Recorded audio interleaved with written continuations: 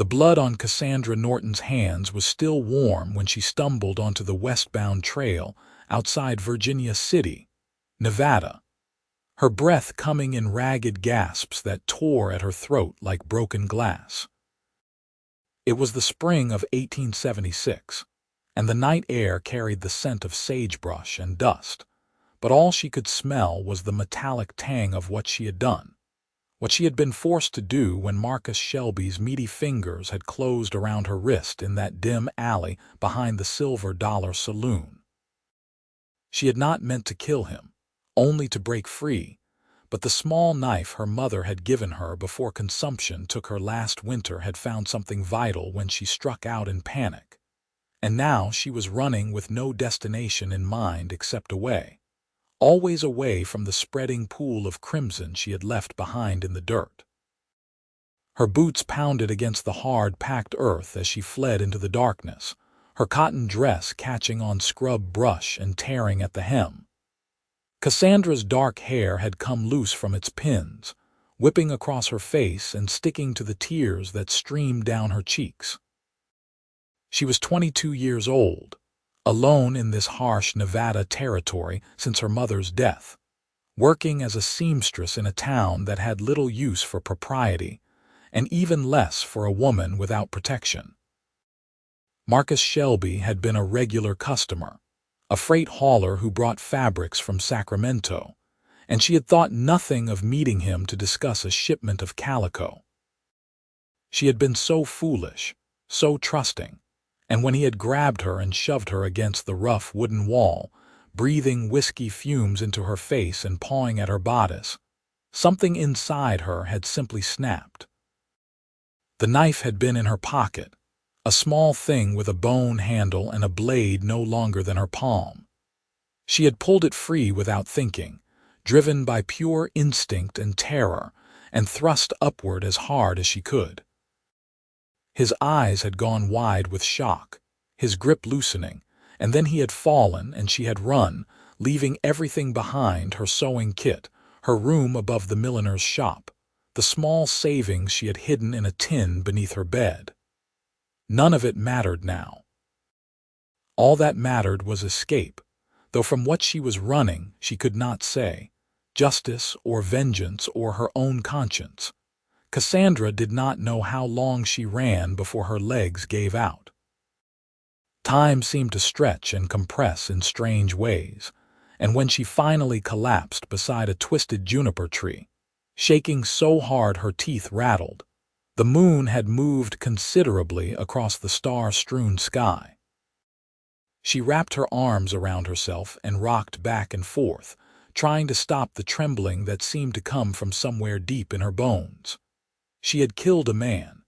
The thought kept circling through her mind like a buzzard over carrion. She was a murderer now, no matter that he had attacked her, no matter that she had only defended herself.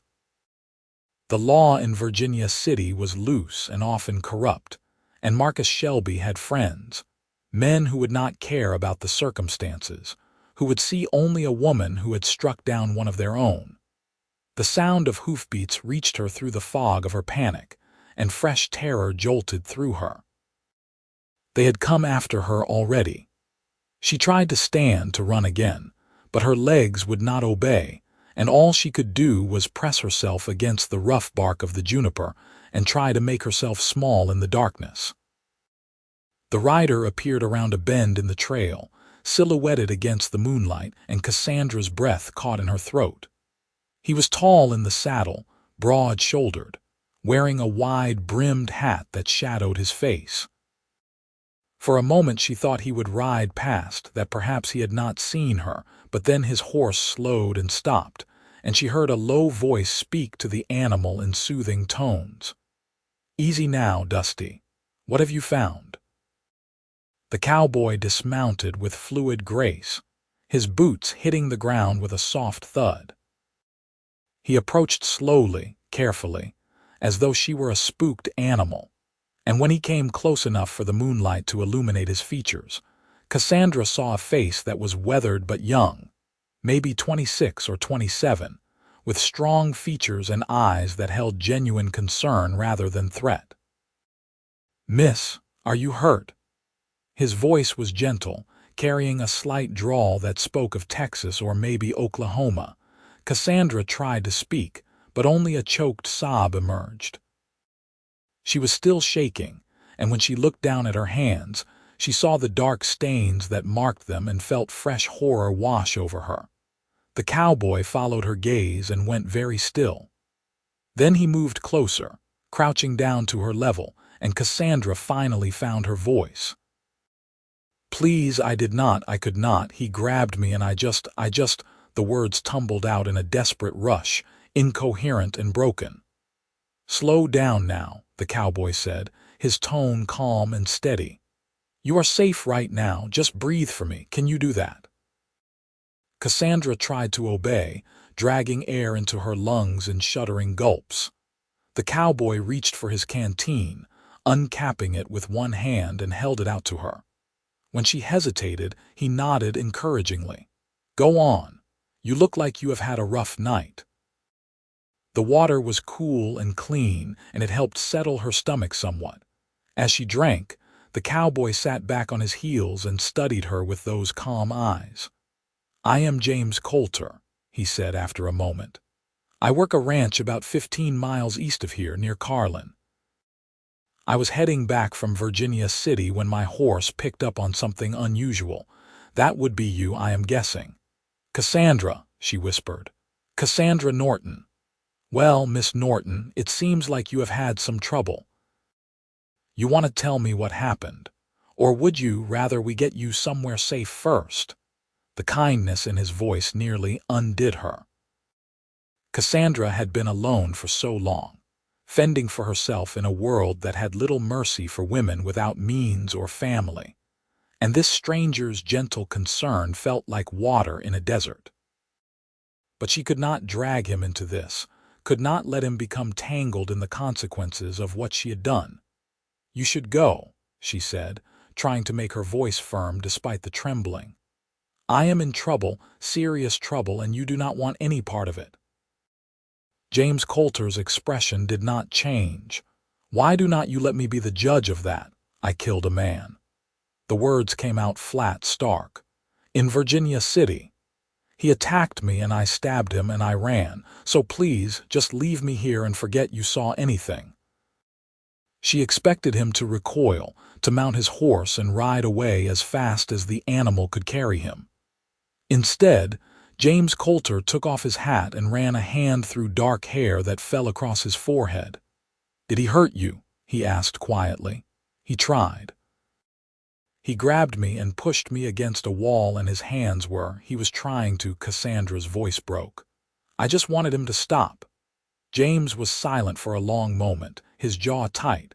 Then he stood and extended his hand to her. "Come on. We need to get you cleaned up and somewhere safe. Then we will figure out what to do next.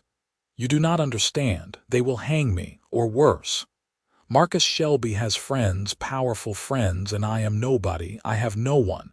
"You have someone now," James said simply. "You have me.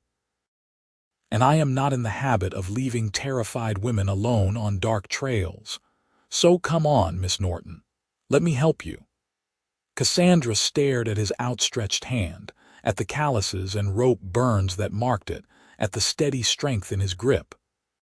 She had no reason to trust this stranger, no reason to believe he would not simply turn her over to the law for whatever reward might be offered.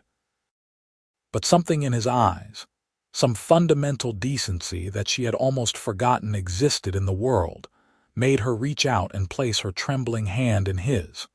James helped her to her feet with surprising gentleness, steadying her when she swayed. Up close, he smelled of leather and sage and horse, clean scents that pushed back the lingering memory of whiskey and violence. He was taller than she had realized and built solid from years of hard work, but he moved with care around her, as though aware of how fragile her composure was. "We will get you up on Dusty here," he said, leading her to his horse, a sturdy roan mare with intelligent eyes. "She is gentle, I promise. Then we will head to my camp. I have supplies there, water, food. You can rest a bit before we decide what comes next. Your camp, not back to Virginia City. I was not heading straight back to Carlin tonight anyway. I have a camp set up about 3 miles from here, near a creek. It is quiet and out of the way. Seems like that is what you need right now. Cassandra let him help her into the saddle, and then he swung up behind her, his arms coming around her to take the reins. She stiffened at first, instinct making her want to pull away from any man's touch. But James seemed to sense this and kept his contact minimal, just enough to keep them both secure as he urged Dusty into an easy walk. They rode in silence through the night, the trail winding between rocky outcroppings and stands of pinyon pine. Cassandra's shaking gradually subsided, replaced by a bone-deep exhaustion that made her eyelids heavy. Despite her fear, despite everything, she found herself leaning back slightly against James's solid warmth, too tired to maintain her vigilance. "You can rest if you need to," James said quietly. "I will make sure you do not fall." "I should not," Cassandra murmured, but her eyes were already closing. "I should stay alert. You are safe for now, that is enough."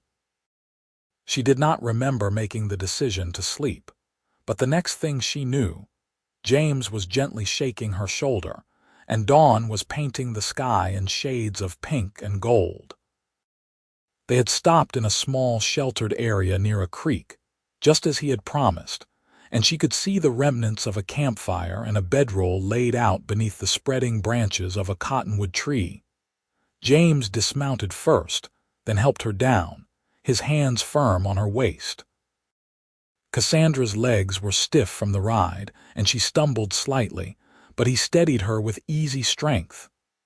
"There is a calm spot in the creek just over there," he said, gesturing toward a bend where the water pooled. "You can wash up if you like. I will get the fire going and put some coffee on." Cassandra looked down at her hands again, at the dried blood that had turned dark brown in the hours since she had fled. The sight made her stomach turn, and she nodded mutely. The creek water was cold and clear, running down from the mountains that rose to the west. Cassandra knelt at the edge and plunged her hands into the current, scrubbing at the stains with desperate intensity. The blood came away slowly, reluctantly, and she found herself crying again, hot tears that fell into the creek and disappeared into the flow. She did not know how long she knelt there before James appeared at her side, holding a cloth and a small bar of soap. "Here," he said gently. "This will help more than just water." Cassandra took the offerings with shaking hands and worked the soap into a lather, washing her hands over and over until the skin was red and raw but finally clean. James waited patiently, not speaking, just a quiet presence that somehow made the moment more bearable. When she finally finished, he handed her a towel and led her back to the camp, where coffee was indeed bubbling in a battered pot over the fire. He poured her a cup and pressed it into her hands, then settled down across from her, his own cup cradled between his palms. "Feeling any better?" he asked. "I do not know what I feel," Cassandra admitted. "It all seems like a nightmare. I keep thinking I will wake up in my room and find that none of this happened. But it did happen. Yes." The coffee was strong and bitter, and it helped clear some of the fog from her mind. "I worked as a seamstress in Virginia City. I have been there for about 8 months, since my mother died and I had to leave Sacramento. I thought I was being careful, thought I knew how to handle myself, but Marcus Shelby, he seemed respectable. He brought fabrics from Sacramento, and he was always polite when he came into the shop. When he asked me to meet him to discuss a special order, I did not think anything of it." "You could not have known what he planned," James said quietly. "I should have. I should have been smarter." Cassandra set down her cup, her hand still trembling slightly. "But I went to meet him behind the saloon where he said the fabrics were stored, and as soon as we were alone, he changed. He grabbed me and shoved me against the wall and started saying these horrible things about how I had been leading him on, about how a woman alone like me should be grateful for his attention. I tried to fight him off, but he was so much stronger and his hands were everywhere, and I just panicked. I had my mother's knife in my pocket and I pulled it out and I stabbed him. I did not even think. I just reacted. That is called self-defense, James said firmly. What you are describing is a man attacking you and you protecting yourself. The law will not see it that way. I am a woman and he is, well connected. His brother is a mine owner and he has friends on the town council. They will say I led him on, or that I am lying about what happened. And even if they believe me, even if they care, the best I can hope for is a trial where my reputation gets dragged through the mud before they decide my fate. James was silent for a long moment, his gaze thoughtful. Then he leaned forward, his elbows on his knees. Then we do not go back to Virginia City, he said. Not yet anyway, maybe not ever, depending on how things shake out. Cassandra stared at him. What are you suggesting? I am suggesting that you come with me to Carlin. The ranch I work for, the Circle C, they are always looking for help. The owner, Catherine McCready, she is a widow who runs the place with her 2 sons. They are good people, fair people. I think they would take you on, no questions asked, especially if I vouch for you. You barely know me. Why would you vouch for me? James met her eyes steadily. Because I believe you. Because I have seen enough of the world to know that bad things happen to good people, and that sometimes doing the right thing looks wrong on the surface. And because leaving you out here alone, or sending you back to face a rigged trial, does not sit right with me. You are risking a lot for a stranger, maybe, but my gut tells me you are worth the risk. He paused, then added, besides, I know what it is like to be running from something, to need a fresh start. Cassandra wanted to ask what he meant, what he was running from, but the shuttered look that briefly crossed his face told her it was not something he was ready to share. That was fair. She had her own secrets after all. If I go to Carlin with you, someone might recognize me. Word might spread about what happened in Virginia City. Carlin is a good 30 miles from Virginia City, and it is a different world. Mining town versus ranching community. People keep to themselves more, and newcomers are not that unusual. Long as you keep a low profile for a while, I think you will be fine. It was a risk, a huge risk, but what other choice did she have? She could try to make it on her own, flee further into the wilderness, but she had no supplies, no horse, no real survival skills. She would be dead in a week. Or she could trust this stranger who had shown her nothing but kindness, who offered her a lifeline when she desperately needed one. All right, she said finally. I will come with you to Carlin. But I need you to know if this goes wrong, if someone comes looking for me, I will not let you take the fall. I will turn myself in before I let you suffer consequences for helping me. James's expression softened into something that might have been a smile. Deal. Now, you should eat something. We have a long ride ahead of us, and you look like you have not had a decent meal in days. He was right. Cassandra could not remember the last time she had eaten, and when he produced jerky and hardtack from his saddlebags, she fell on it with an appetite that surprised her. As she ate, James went about breaking down the camp with efficient movements, rolling up his bedroll and dousing the fire. He worked with the easy competence of someone who had spent most of his life outdoors, and Cassandra found herself watching him, wondering about his story, about what had brought him to this place. They set out as the sun climbed higher, turning the Nevada landscape into a study in browns and golds. James kept Dusty to an easy pace, mindful of Cassandra's exhaustion, and they stopped frequently to rest and water the horse. As they rode, he pointed out landmarks, told her about the area, kept up a steady stream of conversation that was clearly designed to keep her mind off darker thoughts. Cassandra was grateful for it, for the distraction and for the normalcy of just talking to another person. "How long have you been at the Circle C?"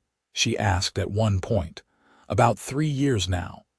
I drifted in from Texas looking for work, and Catherine McCready took a chance on me. She is a tough woman, had to be to keep the ranch running after her husband died in a riding accident, but she is fair and she treats her people right. Her sons, Michael and Thomas, they are good men too. Michael is the older one, handles most of the business side of things. Thomas is more of a cowboy at heart, likes being out on the range. And you? What do you like?" James was quiet for a moment.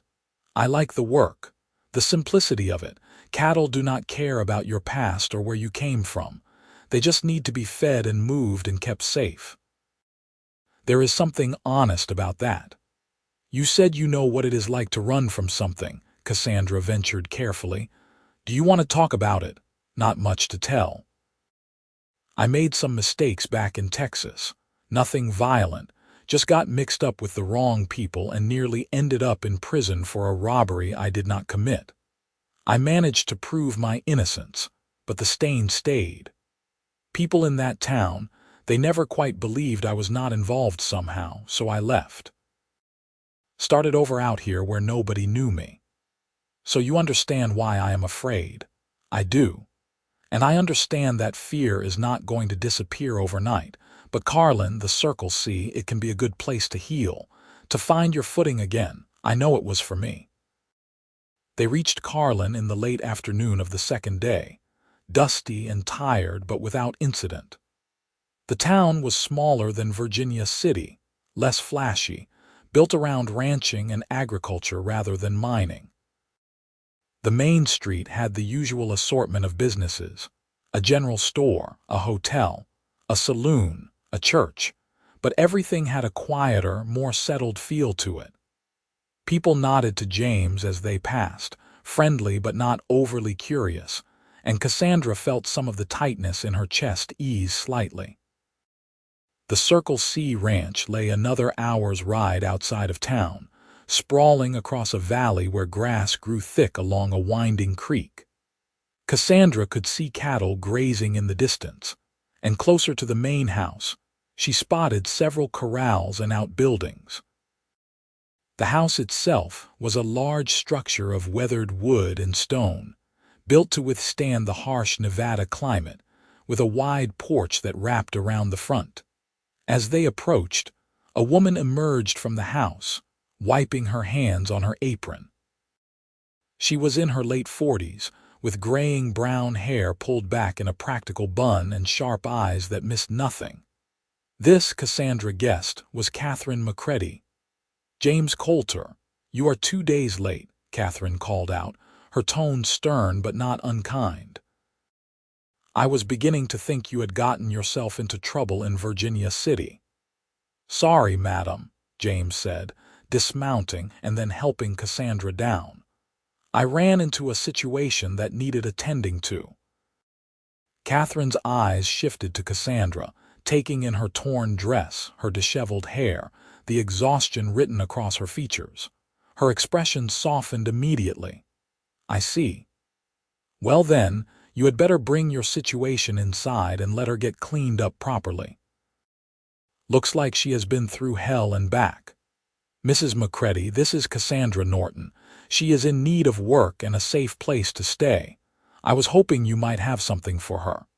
Catherine studied Cassandra for a long moment, her gaze shrewd but not unkind. Then she nodded once, decisively. "We can always use another pair of hands around here, especially with the spring branding coming up. Can you cook?" "Yes, madam. And I can so do laundry, clean, whatever you need." "Good. I will put you to work in the house for now, help with the meals and the mending. We will see how things go from there. James, you can put Dusty up and then come in for supper. Miss Norton, you come with me. We will get you settled in the spare room and find you some proper clothes." Just like that, Cassandra found herself swept into the house by Catherine Macready's brisk efficiency. The interior was clean and comfortable, worn but well-maintained, with furniture that had clearly seen years of use but was still sturdy. Catherine led her down a hallway to a small room with a narrow bed, a dresser, and a window that looked out over the pastures. "This was my daughter's room before she married and moved to California," Catherine said. "You are welcome to it for as long as you need. There is a washroom at the end of the hall. I will bring you some clothes and then you can rest before supper. Mrs. Macready, I cannot thank you enough. You are taking me in without knowing anything about me." Catherine's expression turned knowing. "I know that James brought you here and that boy has good instincts about people. I also know that you are scared and running from something, and that it is most likely not your fault. I have been a woman alone in this world, Miss Norton. I know how hard it can be, how cruel people can be. So you will stay here, work hard, keep your head down, and we will see what happens." "Fair enough." Cassandra's throat tightened with emotion. "Fair enough." True to her word, Catherine returned with an armful of clothes, simple dresses and undergarments that had belonged to her daughter, and left Cassandra to wash and change. The water in the washroom was heated, a luxury Cassandra had not experienced in days, and she scrubbed herself clean with a thoroughness born of desperate need to wash away the memories of that night. When she finally emerged, dressed in a plain blue calico dress that fit reasonably well, she felt almost human again. Supper was a lively affair. Catherine's sons, Michael and Thomas, were both present, along with 3 ranch hands who lived in the bunkhouse. James made the introductions, explaining that Cassandra was a new hire who would be helping around the house, and everyone accepted this without question. The meal itself was simple but plentiful, roast beef and potatoes and fresh bread, and Cassandra ate until she thought she might burst. Throughout the meal, she found herself watching James.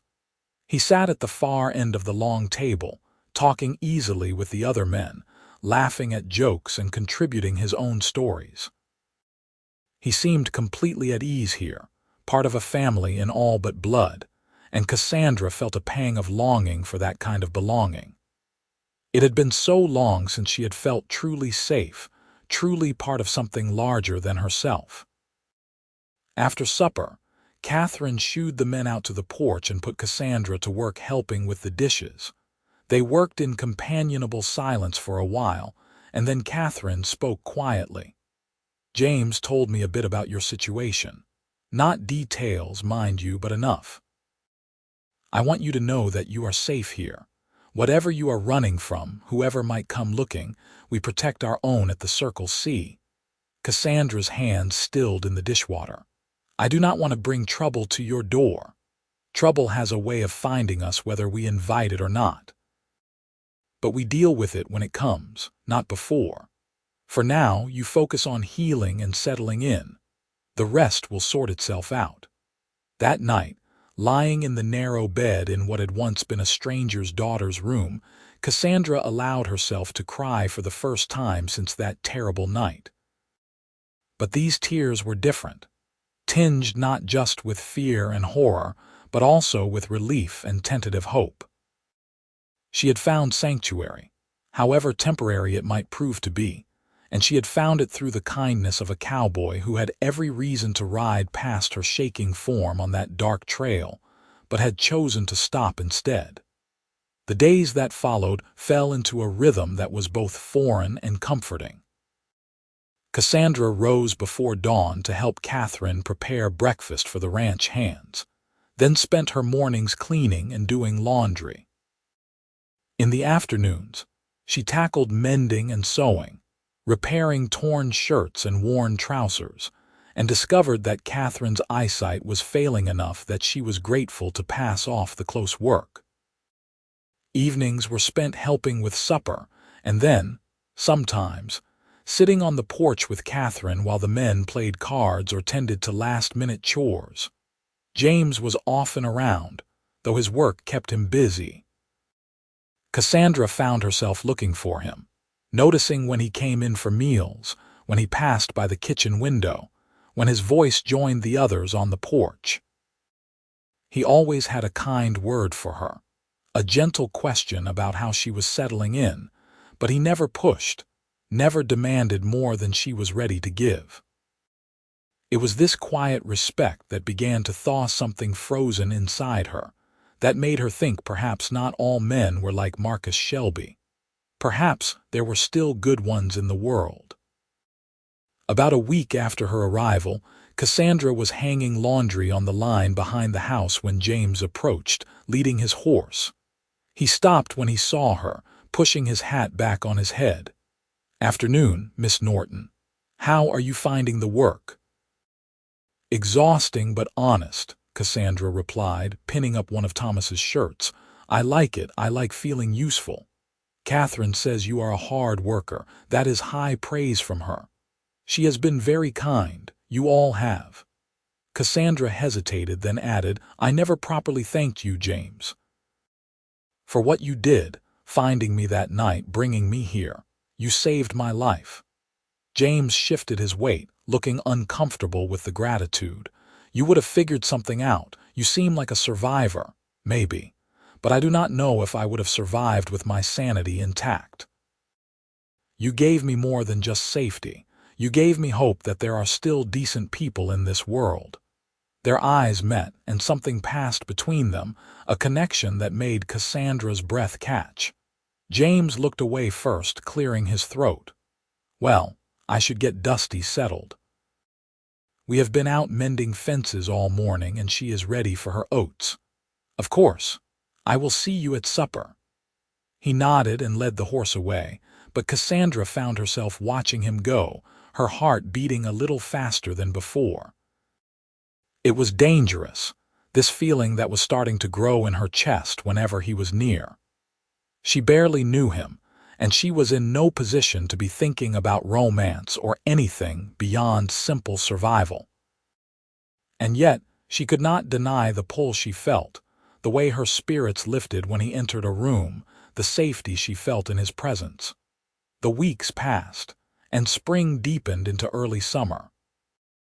Cassandra's hands grew calloused from the work, and the shadows under her eyes faded as regular meals and decent sleep restored her health.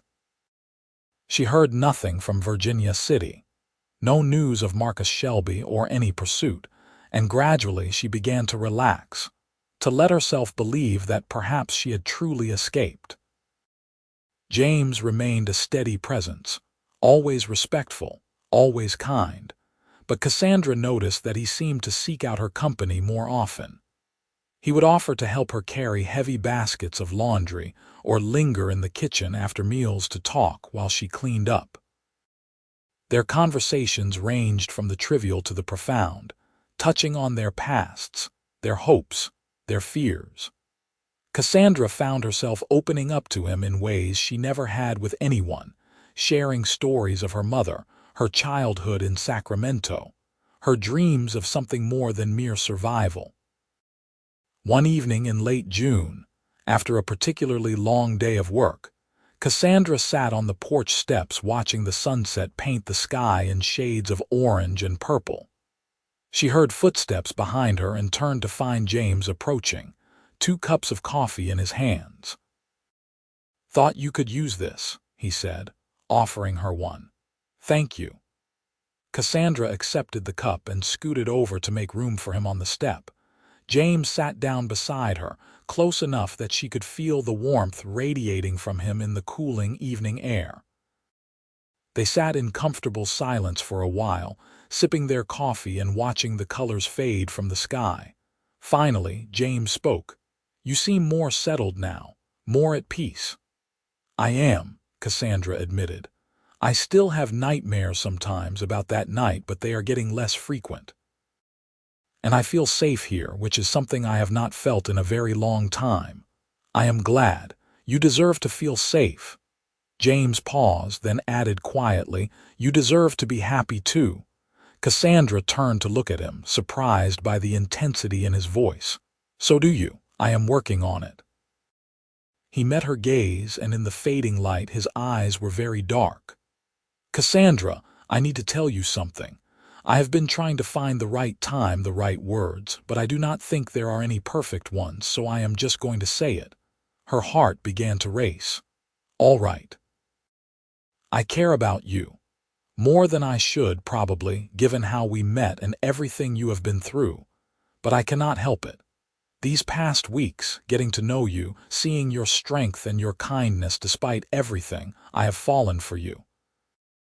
And I know the timing is terrible, and I know you might not feel the same way, but I needed you to know. Because I am tired of hiding how I feel every time I see you." Cassandra's breath caught in her throat.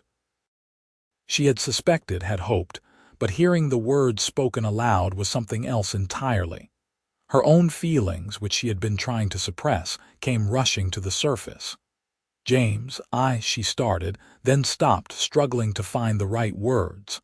"I feel the same way, but I am scared. I am scared that I am too broken, that what happened to me has damaged me in ways I do not even understand yet. I am scared that you will regret this, that you will wake up one day and realize you have tied yourself to someone with too much baggage, too many problems." James set down his coffee cup and took her hand, his calloused fingers warm and strong around hers. "We all have baggage, Cassandra. We all have scars. But that does not make us broken. It makes us human. And I am not asking you to be perfect. I am just asking if you will let me be part of your life. Let me stand beside you as you heal and grow and find your way forward." Tears pricked at Cassandra's eyes, but these were good tears, cleansing tears. I want that so much." "But James, you need to understand I have never, what Marcus tried to do, it made me afraid of being close to anyone. Physically close, I mean. I do not know if I can." "Hey," James interrupted gently, squeezing her hand. "We will go at whatever pace you need. There is no rush. I will wait as long as it takes for you to feel comfortable, to feel ready. All I want right now is the chance to court you properly, to spend time with you, to see where this could go." "Is that all right?" Cassandra nodded, unable to speak past the lump in her throat. James smiled, a genuine, joyful expression that transformed his whole face, and raised her hand to his lips, pressing a gentle kiss to her knuckles. "Then we will start there," he said softly. "One step at a time." Their courtship unfolded slowly, carefully, like a flower opening its petals to the sun. James was true to his word, never pushing, never demanding more than Cassandra was ready to give. He courted her with a sweetness that made her heart ache, bringing her wildflowers he found on the range, sharing his lunch with her when she brought meals out to the men working in distant pastures, teaching her to ride properly on one of the gentler horses. Catherine watched their growing romance with approval, often creating opportunities for them to spend time together.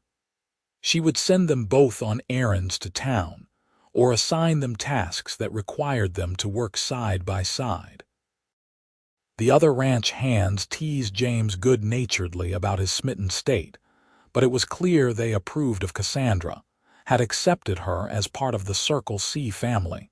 Summer deepened, and with it, Cassandra's feelings for James grew stronger. She found herself thinking about him constantly, treasuring the moments they spent together, missing him when his work took him away for days at a time. And slowly, gradually, her fear of physical intimacy began to ease. James's patient affection, his gentle touches, the way he always asked permission before even holding her hand, helped her understand that closeness did not have to mean violence, that a man's touch could be tender rather than threatening. Their first kiss happened on a warm August evening. They had ridden out to check on a distant water source, and on the way back, they stopped to rest beneath a stand of cottonwoods. James had helped her down from her horse, and as she stood there in the circle of his arms, looking up into his face, something shifted between them. He leaned down slowly, giving her every chance to pull away, and when his lips met hers, it was with a gentleness that made her want to cry. The kiss was brief, chaste, but it sent warmth flooding through Cassandra's entire body, and when they parted, she was smiling. "Was that all right?" James asked, his voice slightly rough. "It was perfect," Cassandra whispered. After that, they stole kisses whenever they could, sweet moments of connection that made the hard work and long days worthwhile. Cassandra felt herself coming alive in ways she had thought impossible after what she had endured. She was learning to trust again, to hope again, to believe that her future might hold something other than fear and loneliness. In September, news finally reached Carlin from Virginia City. A traveling merchant brought word that Marcus Shelby had died from a knife wound, and that the authorities were searching for a woman named Cassandra Norton in connection with his death. However, the merchant also mentioned that the investigation had largely stalled, with many people in Virginia City suggesting that Shelby had gotten what he deserved, that he had a reputation for bothering women, and it was only a matter of time before one of them fought back. Catherine was the one who told Cassandra the news, pulling her aside after supper one evening. Cassandra felt her blood run cold as she listened, waiting for the other shoe to drop, for someone to connect her to the woman being sought. "I want you to know that if anyone comes asking, we have never heard of any Cassandra Norton," Catherine said firmly. "As far as anyone in Carlin knows, you are Cassie Newfield, a distant cousin of mine who came to help out on the ranch. Your past is your own business, and it will stay that way. You would lie for me. I would protect a woman who defended herself from a brute. There is a difference." Catherine's expression softened. "Besides, you have proven yourself here. You work hard, you are kind, and you make my best ranch hand smile like a fool every time he sees you. That is worth more than any stranger's notion of justice." Cassandra hugged the older woman impulsively, overwhelmed by the depth of her loyalty. Catherine patted her back awkwardly, clearly not used to such displays of emotion, but Cassandra could feel the affection beneath the gruff exterior. James, when she told him the news later, held her close and promised that he would protect her, no matter what came. "They will have to go through me to get to you," he said fiercely, "and I do not intend to make that easy." But as the weeks passed, and no one came looking, as the excitement in Virginia City died down and other scandals took precedence, Cassandra began to truly believe that she was safe, that she had escaped not just physically but legally as well. The name Cassie Newfield stuck, and she found she did not mind shedding Cassandra Norton like an old skin. That woman had been a victim, powerless and alone. Cassie Newfield was stronger, surrounded by people who cared for her, building a new life from the ashes of the old. As autumn painted the Nevada landscape in golds and browns, James asked Cassandra to marry him. They were sitting by the creek that ran through the ranch, watching the water flow past, when he turned to her and pulled a simple gold band from his pocket. "It was my mother's," he said. "The only thing I have left of her. I know it is not fancy, but I would be honored if you would wear it, if you would agree to be my wife." Cassandra looked at the ring, at the man offering it, and felt her heart swell with love so strong it almost hurt. "Yes," she said simply. "Yes, 1,000 times yes." They were married in late October in the small church in Carlin, with Catherine and her son standing as witnesses and the entire community turning out to celebrate. Cassandra wore a dress she had sewn herself from beautiful ivory fabric that Catherine had ordered specially from Sacramento, and James wore his best suit, his hair slicked back and his eyes shining with joy. When the preacher pronounced them husband and wife and James kissed her in front of the whole congregation, Cassandra felt a sense of completion she had never experienced before. The Circle C gave them a small house on the property as a wedding gift, a two-room cabin that had been used for storage, but which the men had spent weeks fixing up and making livable. It was simple but sturdy, with a wood stove for cooking and heating, a bedroom just big enough for a bed and a dresser, and windows that looked out over the pastures. To Cassandra, it was a palace. Their wedding night was gentle and patient, with James taking his time to make sure Cassandra felt safe and loved. He had waited months for this, but he approached it with the same careful respect he had shown throughout their courtship, checking in with her constantly, stopping whenever she seemed uncertain. And gradually, Cassandra let go of her fear, let herself trust in his tenderness, and discovered that physical love could be something beautiful rather than violent. When they finally came together completely, it was with a sense of rightness that brought tears to both their eyes. In the weeks and months that followed, they settled into married life with surprising ease.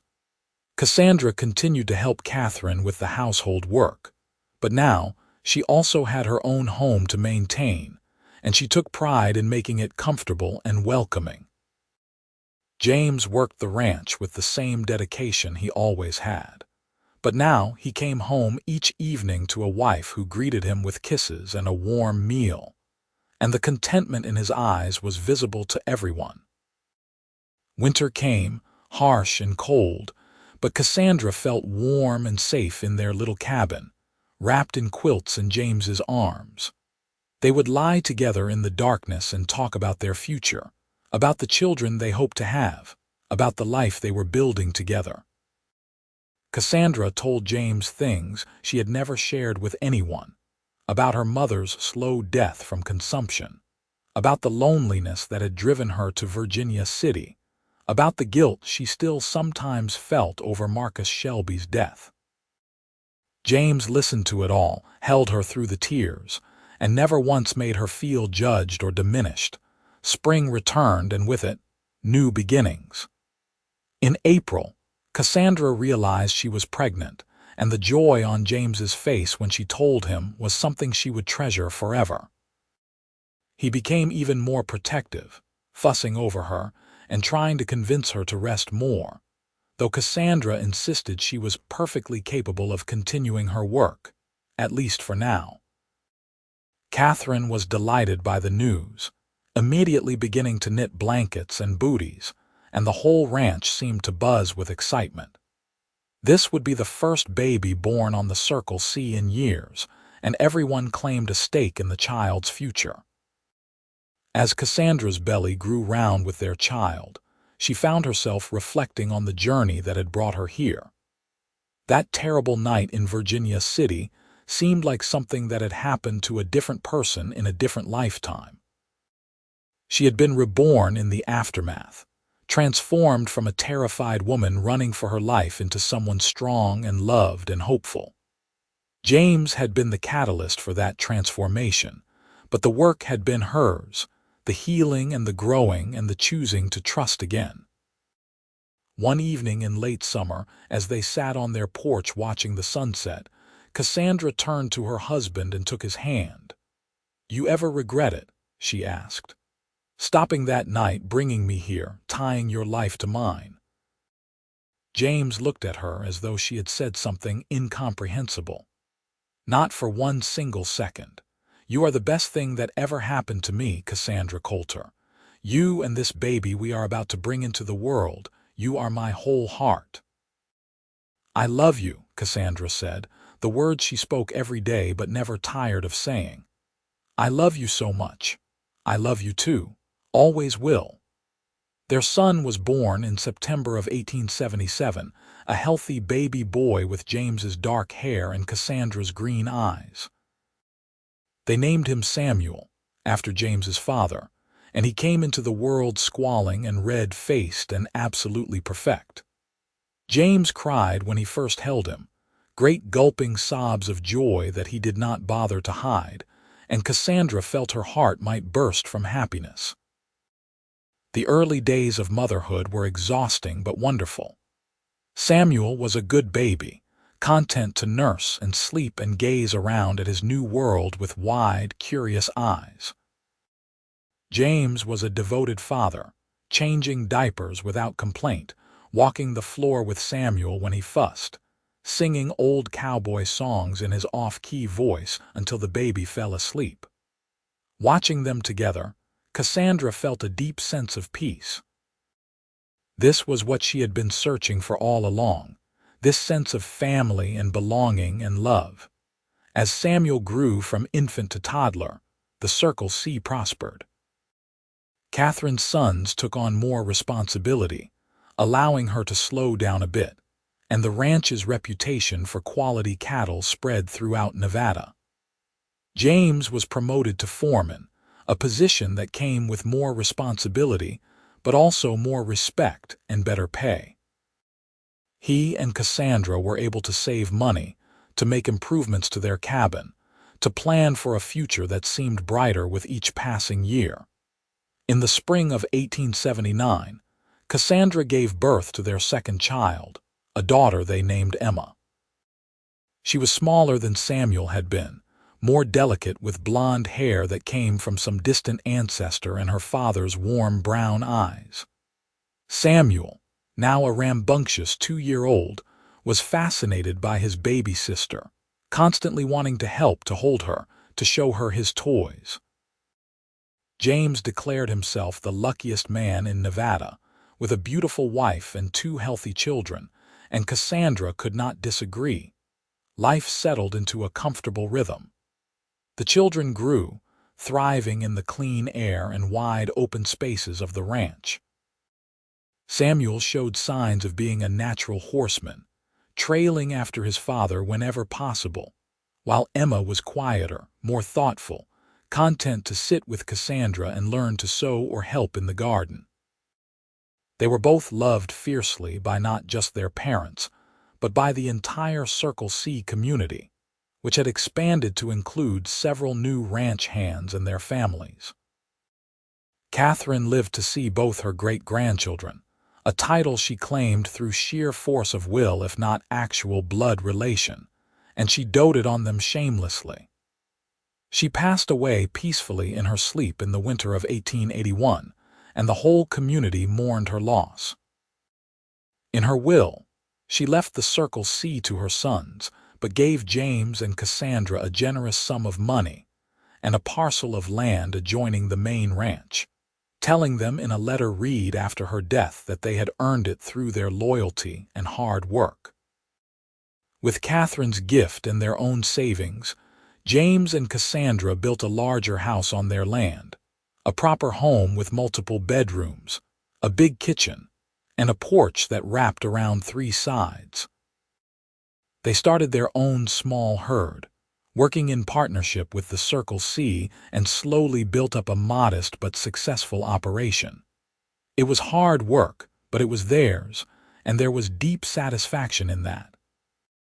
As the years passed, Cassandra sometimes thought about that night in Virginia City, about the terrified woman she had been, shaking on a dark trail with blood on her hands. She had nightmares still, occasionally, but they were rare now, and James was always there to hold her when she woke in a cold sweat. She had never been prosecuted for Marcus Shelby's death. The case eventually closed as unsolved, and while she felt occasional twinges of guilt, she had long since made peace with what she had done. It had been survival, pure and simple, and it had led her to this life, to James, to their children, to happiness she had never imagined possible. In 1884, Cassandra gave birth to their 3rd and final child, another boy they named William.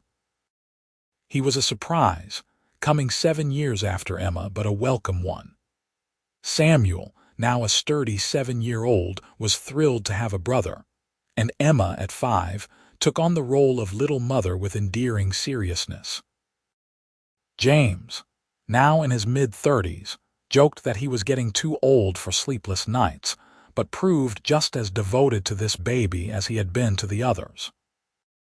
Carlin grew and prospered along with them, evolving from a small ranching community into a proper town with a school, a doctor, several churches, and even a small newspaper.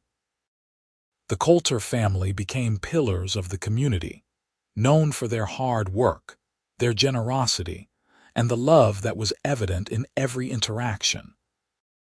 Cassandra involved herself in church activities and helped establish a women's society that supported widows and women in need, drawing on her own experiences to ensure that no woman in Carlin would ever find herself as alone and desperate as she had once been. Samuel grew into a tall, strong young man who shared his father's skill with horses and cattle. He took naturally to ranch work, and by the time he was 16, he was doing the work of a full-grown man. Emma developed into a quiet, thoughtful girl with her mother's talent for sewing and an unexpected gift for painting. She would spend hours capturing the Nevada landscape in watercolors, and her work was good enough that she sold several pieces to hotels and businesses in town. William, the surprise baby, turned out to be the most academic of the three, constantly reading, asking questions, talking about going to college back east someday. As their children grew and began to make their own ways in the world, James and Cassandra found themselves with more time together, just the two of them. They would ride out together to check on their herd, or sit on the porch in the evenings, hands clasped, watching the sun set over the land they had built their life on. The passion between them had matured into something deeper, a love that was tested and proven, that had weathered difficulties and emerged stronger. You ever think about how different things could have been? Cassandra asked one evening in the summer of 1895. They were celebrating their 20th wedding anniversary, and the children had organized a party that had included half the town. Now, in the quiet aftermath, they sat together watching the stars emerge. All the time, James admitted. I think about how I almost did not stop that night. I was tired, wanted to get home, and Dusty was the one who really insisted something was wrong. If I had ignored her, if I had just ridden past, I would have missed out on everything that matters to me.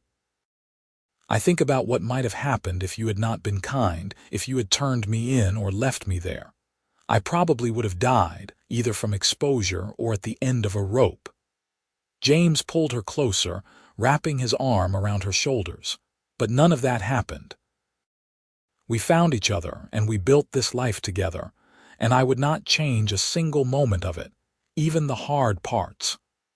Not even William deciding he wants to be a lawyer instead of a rancher, Cassandra teased. James laughed. Not even that, though I will admit I am still getting used to the idea of having a son who prefers books to horses.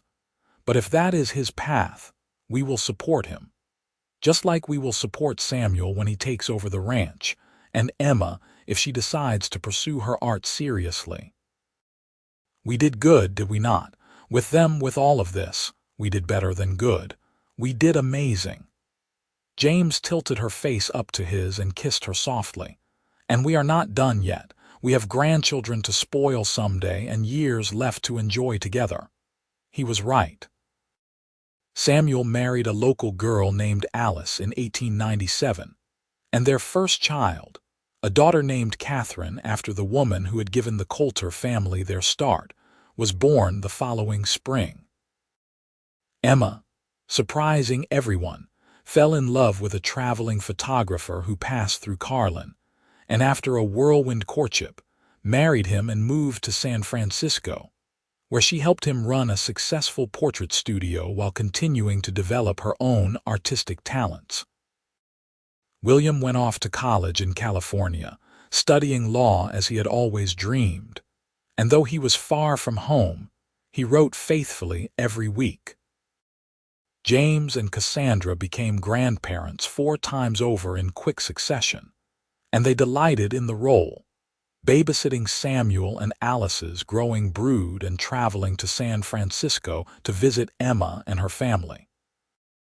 They were in their late 40s now, graying and showing the wear of hard years of work, but still strong, still active, still deeply in love. On their 25th wedding anniversary, James surprised Cassandra with a trip to San Francisco.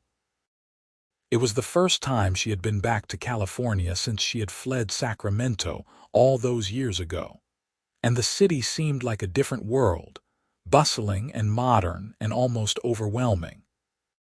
But with James by her side, she felt safe exploring it, visiting Emma and her family, seeing the ocean for the first time in decades.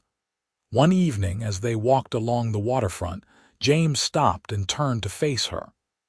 "I have never told you this properly," he said.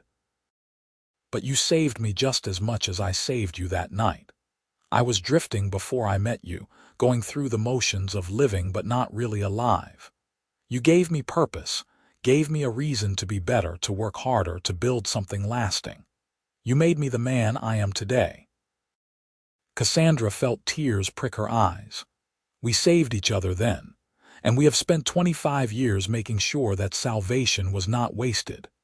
Here is to 25 more," James said, pulling her into his arms right there on the waterfront, not caring who saw. "And then another 25 after that, if we are lucky." They returned to Carlin renewed and energized, ready to face whatever the next chapter of their lives might bring. The ranch continued to thrive under Samuel's increasingly capable management, and James was able to step back a bit, spending more time on projects he had always wanted to tackle, building furniture, training horses, teaching his grandchildren to ride and rope.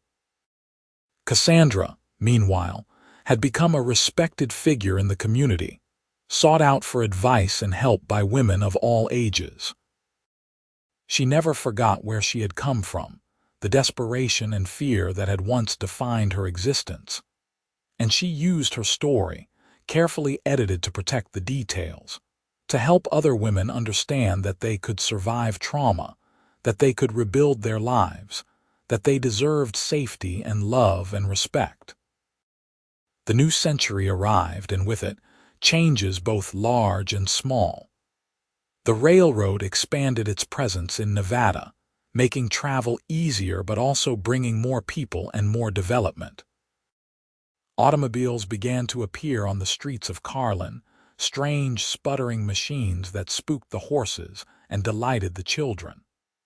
Electric lights replaced oil lamps in some of the newer buildings, and the pace of life seemed to accelerate in ways both exciting and slightly unsettling. Through it all, James and Cassandra remained constants in each other's lives and in the community. They celebrated their 30th anniversary in 1905, surrounded by their children, their grandchildren, and friends from across the region.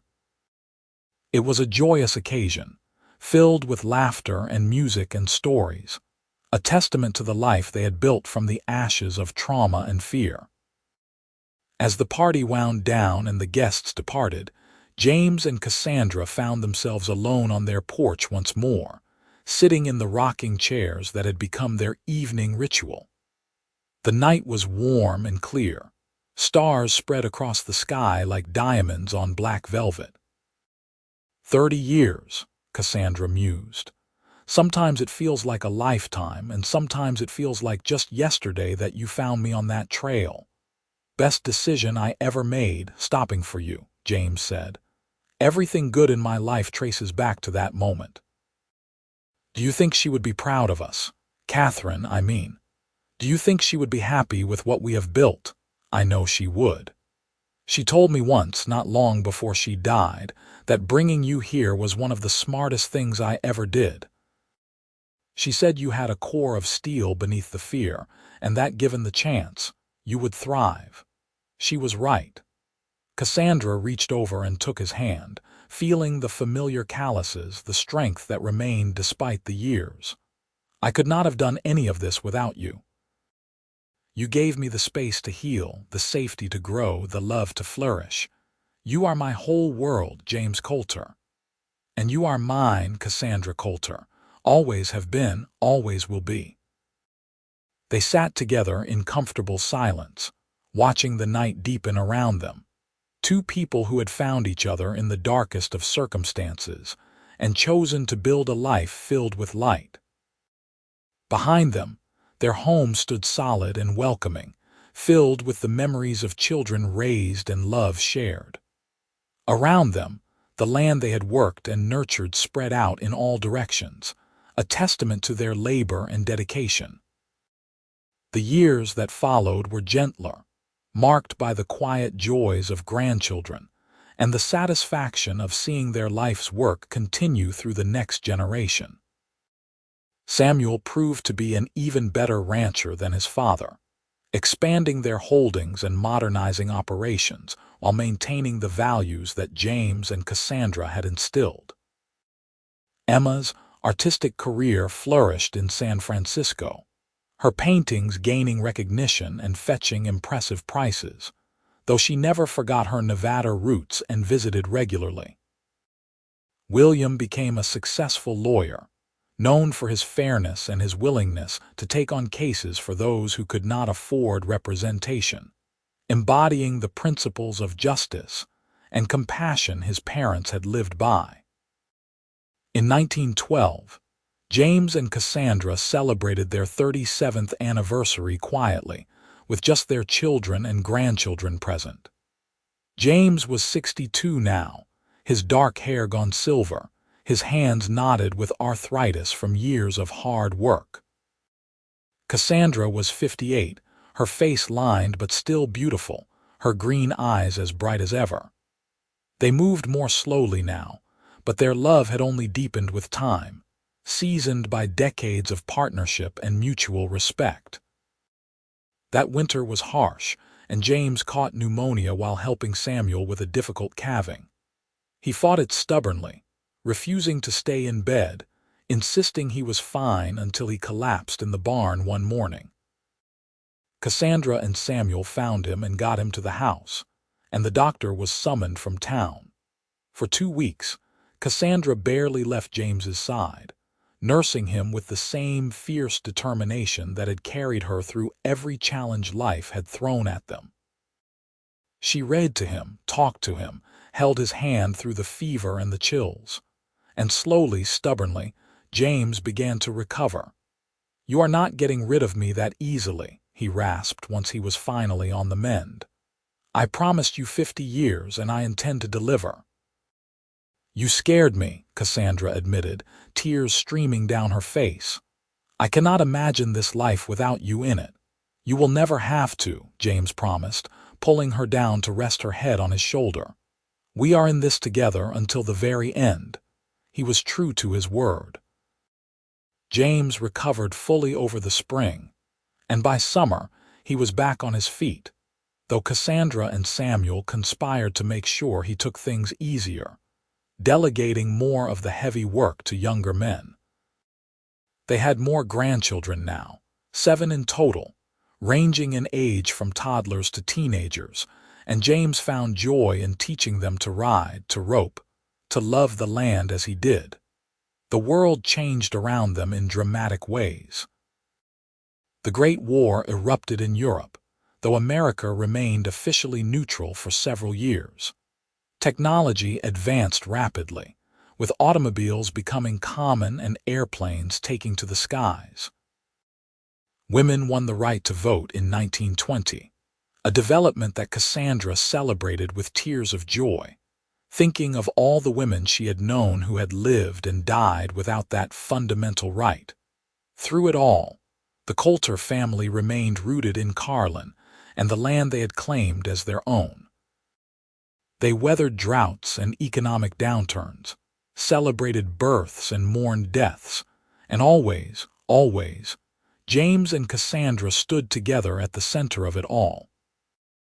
In the fall of 1925, they celebrated their 50th wedding anniversary with a massive party that brought people from across Nevada and California. Their children planned it as a surprise, renting the town hall and inviting everyone who had ever known the couple. The turnout was overwhelming, a testament to the lives they had touched and the respect they had earned. As James and Cassandra stood before the assembled crowd, hands clasped, listening to speeches and toasts, Cassandra felt the weight of those 50 years settle over her like a warm blanket. They had been good years, despite the hard beginning, despite the challenges and sorrows that were part of any life. They had raised 3 children who had become good, productive, happy adults. They had built a successful ranch that would continue for generations. They had loved each other through everything, and that love had only grown stronger with time. Speech. Someone called out, and the crowd took up the chant. Speech, speech. James looked at Cassandra, raising an eyebrow in question, and she nodded. He cleared his throat, and the room fell silent. I am not much for speeches, he began, his voice still strong despite his 75 years. But I suppose on an occasion like this, a few words are called for. 50 years ago, I married the most remarkable woman I have ever known. She had been through hell and come out the other side, and she could have let that experience make her bitter or broken. Instead, she chose courage. She chose hope. She chose to trust again, to love again, to build a life that honored not what she had survived but what she dreamed of becoming. He paused, looking down at Cassandra with such love that she felt her throat tighten. She gave me 3 incredible children, 7 grandchildren so far with more on the way, I am told, and 50 years of partnership that has made every single day worth living. She has been my best friend, my lover, my conscience, and my inspiration.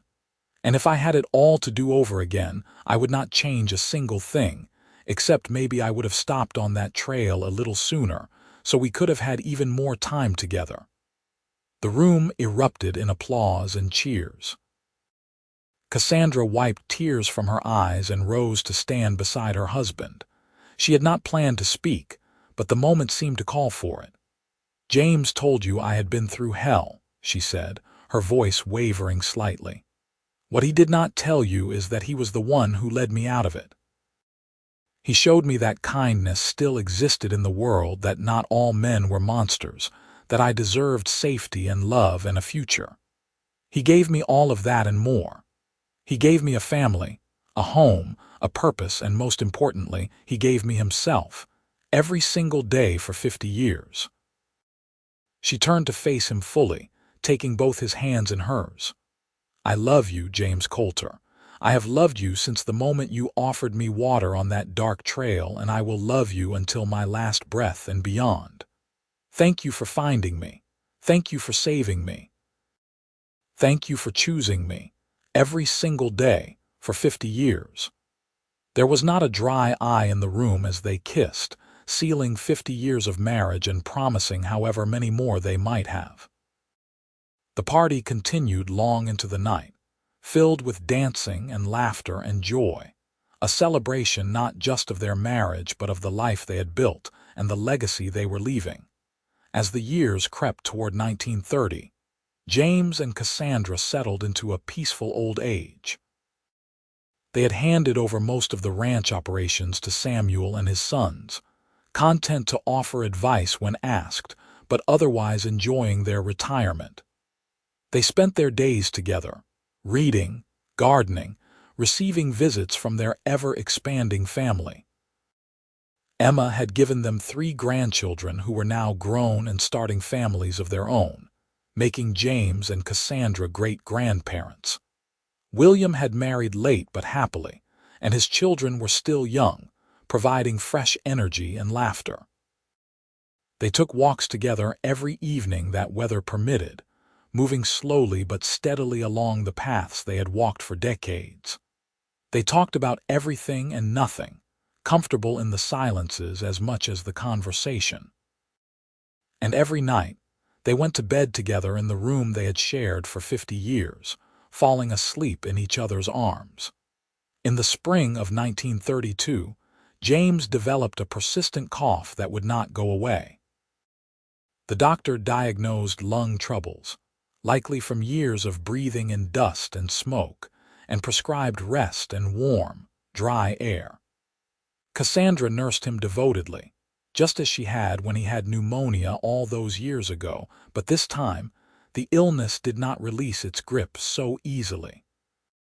As summer arrived and James grew weaker, the family gathered. Samuel came every day, helping his mother care for his father. Emma traveled from San Francisco with her husband, and William arrived from Sacramento, where he now had a thriving practice. The grandchildren and great-grandchildren came and went, filling the house with life and love even as James's own life force ebbed. Through it all, Cassandra remained at his side, holding his hand, reading to him, reminding him of their life together. On a warm evening in late July, with the whole family gathered around, James Colter passed away peacefully, surrounded by the people he loved most. Cassandra felt as though part of her soul had been torn away. For 57 years since that night on the trail, James had been her partner, her anchor, her love. The world without him in it seemed gray and empty, and for a while she wondered if she wanted to continue in it. But as the days passed, and the immediate grief began to ease into something more manageable, Cassandra realized that James would not want her to simply fade away. He would want her to keep living, to enjoy their grandchildren and great-grandchildren, to see the legacy they had built continue to flourish. And so she did. Cassandra lived another 8 years, remaining sharp and engaged until the end. She divided her time between her own home and visiting her children, delighting in watching the family grow and change. She told stories about James to anyone who would listen, keeping his memory alive, making sure the grandchildren and great-grandchildren knew the kind of man he had been. In the fall of 1940, at the age of 86, Cassandra died quietly in her sleep, a peaceful end to a life that had begun in terror but blossomed into joy. She was buried next to James in the Carlin Cemetery, their headstones side by side, marking the final resting place of two people who had found each other against all odds and built something beautiful together. At her funeral, Samuel stood to speak about his mother, and his words captured the essence of who she had been. "My mother was the strongest person I ever knew," he said, his voice thick with emotion. "She survived things that would have broken most people, and she came out the other side with her capacity for love and kindness intact. She taught us that our past does not define us, that we can choose who we want to be regardless of where we came from. She showed us that true strength is not about never falling down, but about getting back up and building something beautiful from the broken pieces. And most of all, she proved that love, real love, can heal even the deepest wounds and create a legacy that lasts for generations."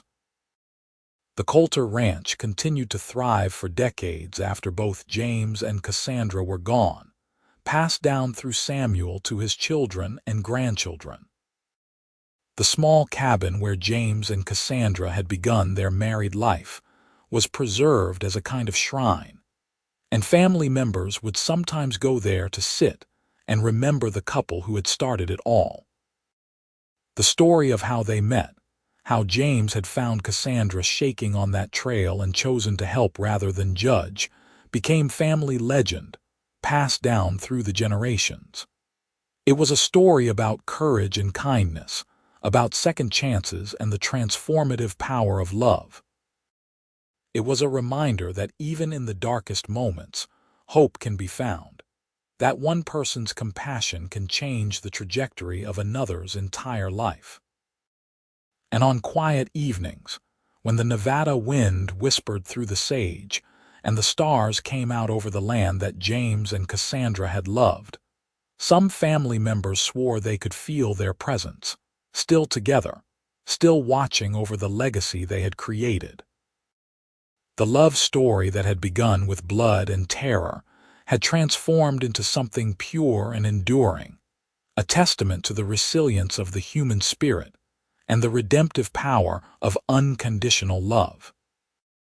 Their great-great-grandchildren would sometimes ask about the dark beginning, about the violence that had set everything in motion, and they would be told the truth, that sometimes survival requires difficult choices, that defending yourself is not wrong, and that the measure of a person is not found in their worst moment, but in what they choose to do with all the moments that follow. Cassandra Norton, who became Cassandra Colter, had chosen to live, to love, to build, and to create beauty from ashes. And in doing so, she had given her descendants not just life but an example of how to live it with grace, courage, and an open heart. The trail where James first found Cassandra was eventually paved over, made part of a modern highway that ran through Nevada, connecting the growing cities. But the spirit of that encounter, of one person seeing another's suffering and choosing to help, lived on in the values the Colter family carried forward. They were known throughout Nevada as people of integrity and compassion, who treated their workers fairly, who helped their neighbors in times of trouble, who stood up for those who could not stand up for themselves. It all traced back to that night in 1876, to a terrified woman and a kind cowboy, and a choice to stop rather than ride past. From that single decision, generations of love and life had flowed, a river of connection and family that showed no signs of running dry. And if there was a heaven, surely James and Cassandra were there together, looking down on everything they had created, their hands clasped as they had been in life, their love eternal and unbreakable, a force that had shaped not just their own lives but the lives of countless others who came after. In the end, it was not the violence that defined Cassandra's story, but the healing. Not the fear, but the courage to trust again. Not the running, but the decision to stop and build a home. And not the loneliness, but the love that had filled every day of 57 years of marriage and continued to echo through the generations long after both she and James had passed from this world into whatever came next. Their love story, born in the wild west of Nevada, had become legend, and the legacy they left behind was proof that even the darkest beginning can lead to the brightest of endings.